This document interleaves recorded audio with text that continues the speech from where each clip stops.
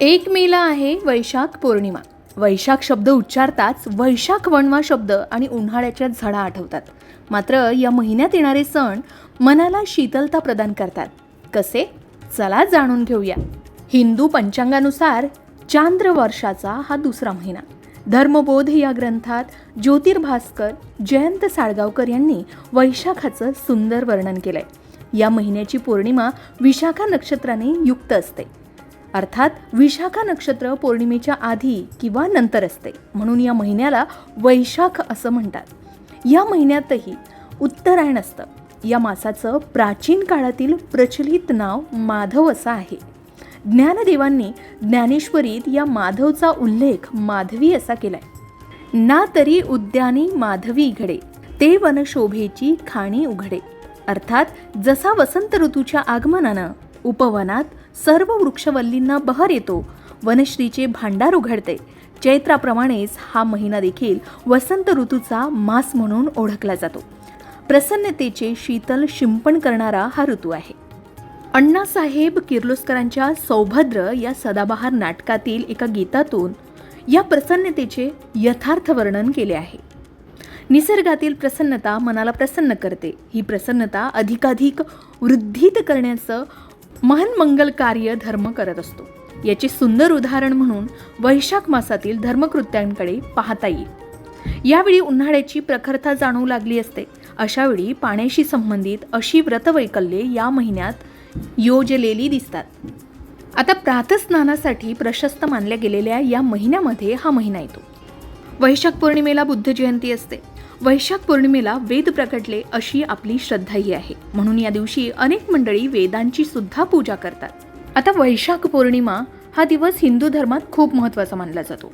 या दिवशी भगवान बुद्धांचा जन्म सुद्धा झाला होता. त्यामुळे ही तारीख बुद्ध पौर्णिमा म्हणूनही प्रसिद्ध आहे. वैशाख पौर्णिमेला उपवास आणि पूजा केल्यानं जीवनात शांती, समृद्धी आणि सकारात्मक ऊर्जा येते असंही सांगितलं जातं. या दिवशी गंगेत स्नान करणं, दान करणं आणि भगवान श्रीहरी विष्णूंची पूजा करणं हे विशेष फलदायी मानले जातं. हिंदू पंचांगानुसार वैशाख शुक्ल पक्ष पौर्णिमा तिथीला बुद्ध पौर्णिमा दरवर्षी साजरी केली जाते. यंदा वैशाख पौर्णिमेची तिथी 30 एप्रिल रोजी रात्री 9:13 सुरू होणार आहे आणि 1 मे रोजी रात्री 10:53 समाप्त होईल. अशातच उदय तिथीनुसार बुद्ध पौर्णिमा म्हणजेच वैशाख पौर्णिमा शुक्रवारी 1 मे रोजी साजरी केली जाणार आहे. आता 1 मे रोजी बुद्ध पौर्णिमा म्हणजेच वैशाख पौर्णिमा आहे आणि या दिवशी शुक्रवार आहे. असा अत्यंत शुभ आणि दुर्मिळ योगायोग जुळून येत आहे.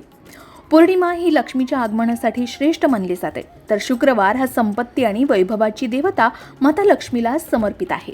या दिवशी धनप्राप्ती आणि घरात सुखसमृद्धी टिकवून ठेवण्यासाठी आपण काही प्रभावी उपाय सुद्धा या दिवशी करू शकता.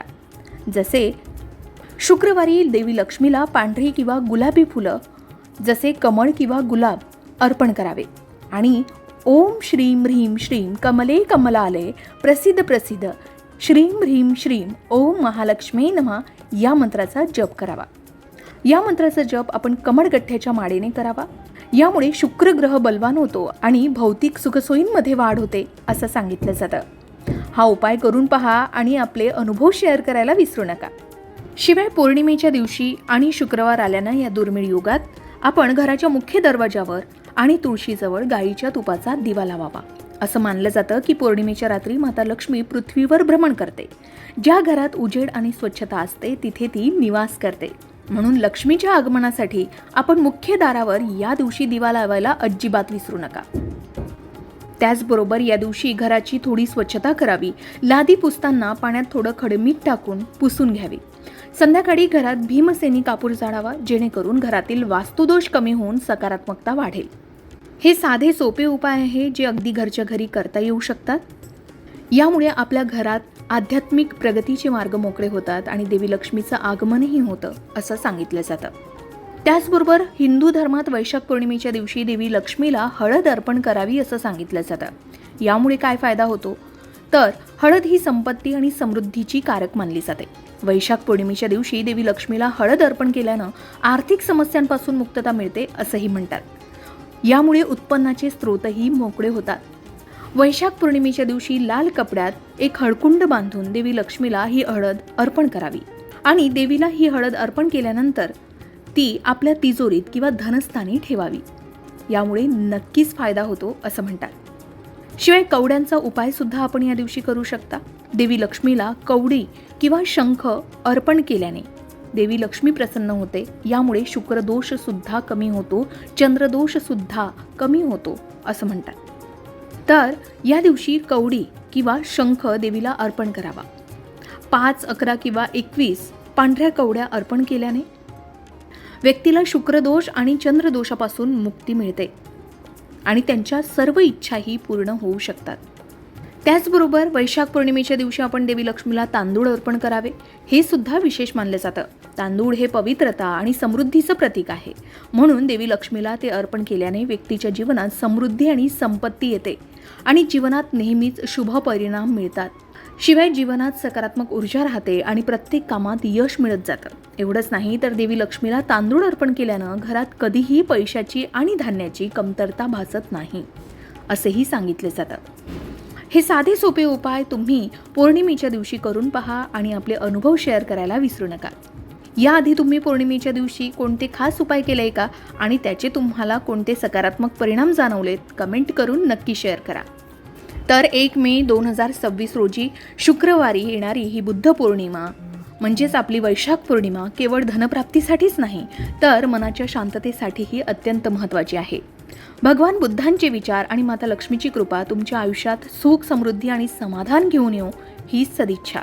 शुक्रवार आणि पौर्णिमेच्या या शुभ संगमावर केलेले हे साधे पण प्रभावी उपाय तुमच्या आर्थिक प्रगतीचे मार्ग नक्कीच मोकळे करण्यास मदत करतील. कारण श्रद्धेने आणि प्रसन्न मनाने केलेले कोणतेही कार्य नेहमीच शुभफळ देतात असं सांगितलं जातं.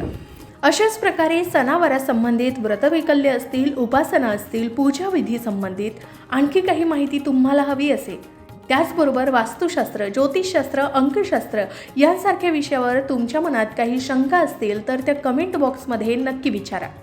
शिवाय तुम्हाला आणखीन कोणत्या विषयावरचे व्हिडिओ ऐकायला आवडतील ते सुद्धा कमेंट करून सांगा. या संबंधित संपूर्ण मार्गदर्शन तुमच्यापर्यंत पोहोचवण्याचा आमचा हा प्रयत्न आहे, तेव्हा कमेंट नक्की करा.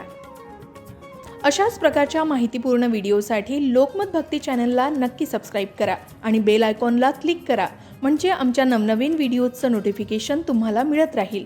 तसेच योग्य आध्यात्मिक मार्गदर्शनासाठी लोकमत भक्तीच्या फेसबुक पेज आणि इन्स्टा पेजला लाईक आणि फॉलो करायला विसरू नका.